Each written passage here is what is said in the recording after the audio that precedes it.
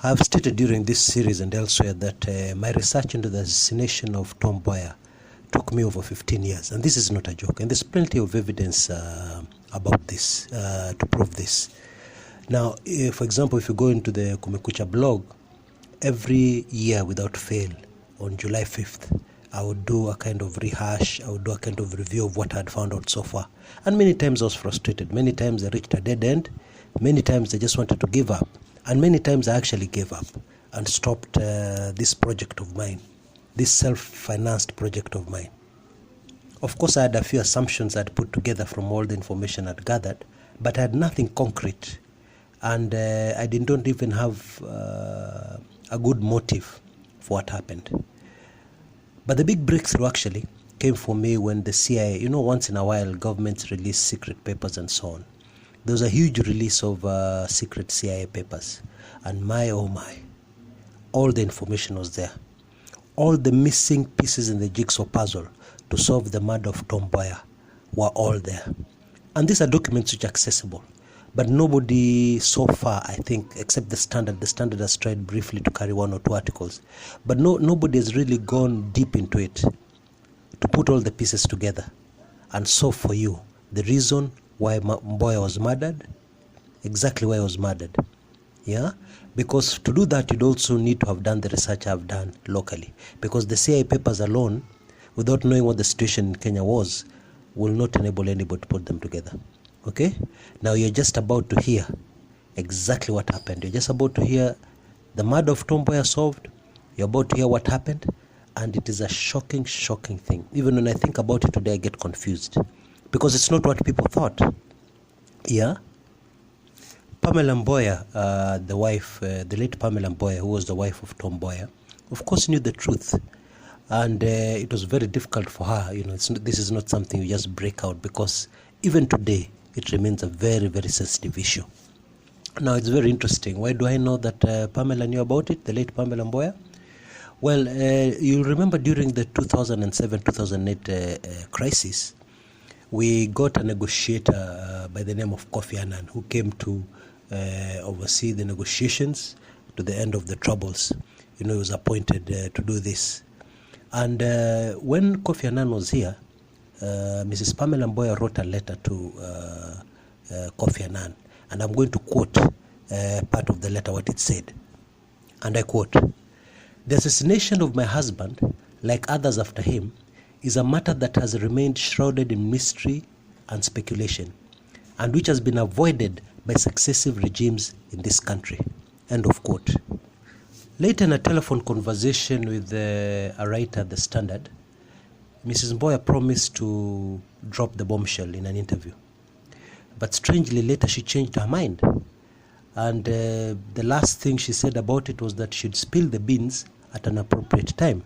Well, it never happened, because Mrs. Pamela Mboya passed on. However, those beans are about to be spilled. I think this is one of the most important revelations in my long career I've ever made. I think this issue is one of the most important for Kenya. I think this is a matter which will give anybody a deep understanding of our politics and how our country works. Yeah? And I think it is important that it is revealed. It is important that people know the truth.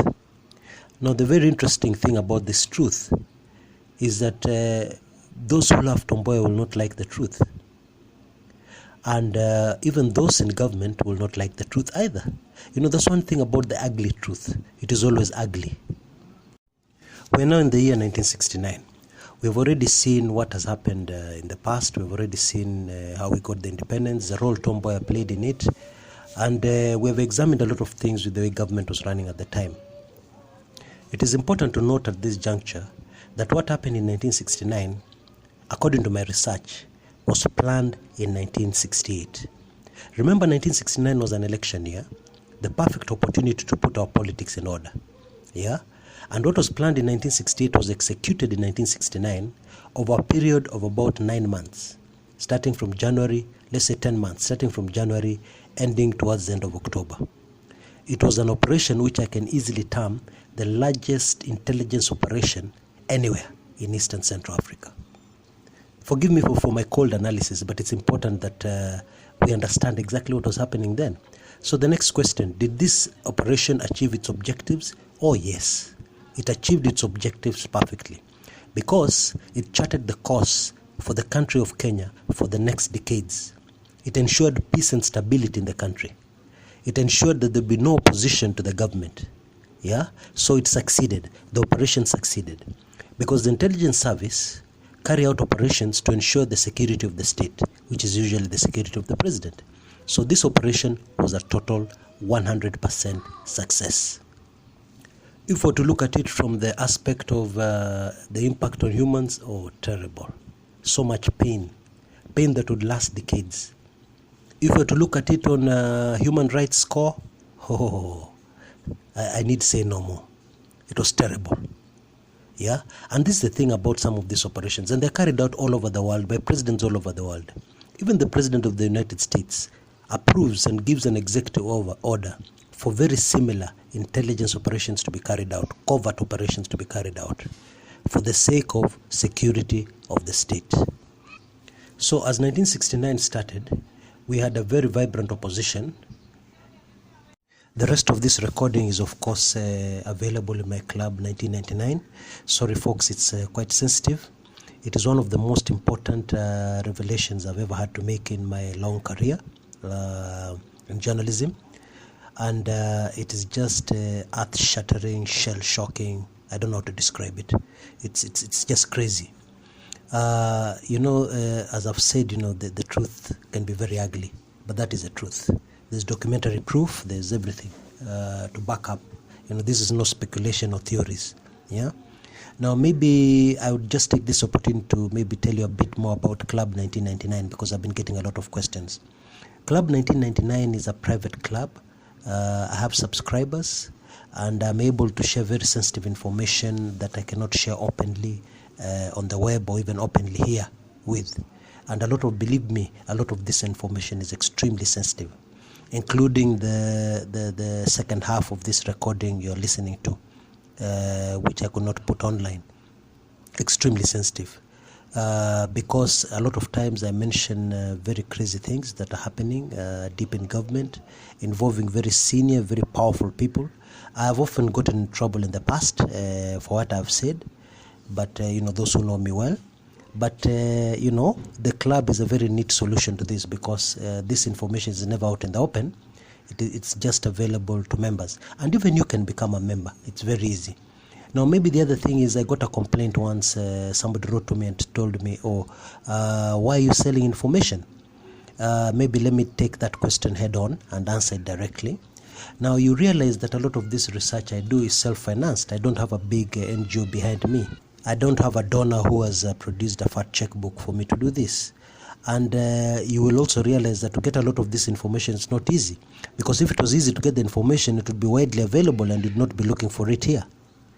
I've been advised by various people I've had dealings with, and they've told me, why don't you just ask for donations or ask for certain donors to come in? Some have even given me addresses to certain organizations that can fund this sort of thing. I've rejected all of them.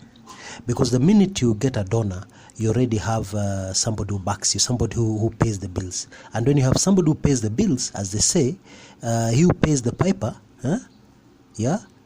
justifies and controls the tune. Yeah, so I didn't want that, because I felt that it's good that the whole truth is given without favoring any side, without favoring anybody, and without favoring any donor. And that's how I've remained all these years. So I've never asked for a donation, and I'm not going to start now asking for a donation. Okay, but what I normally do is that I charge a fee for people to be members of Club 1999. Yeah, it's actually 1,999. So when you become a member of Club 1999, you're doing much more than just subscribing to a service or getting extra information. You're actually financing me. You're financing the work I do, the thankless task I do of getting information, digging information out. You're actually financing a better Kenya, because I'm for a better Kenya. And the reason why I release this information is for a better Kenya.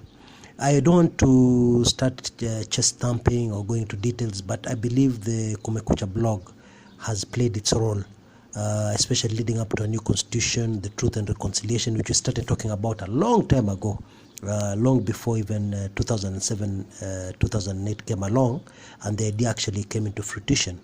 We have been talking about Mboya for a long time, long before even the monument was erected and so on and so forth.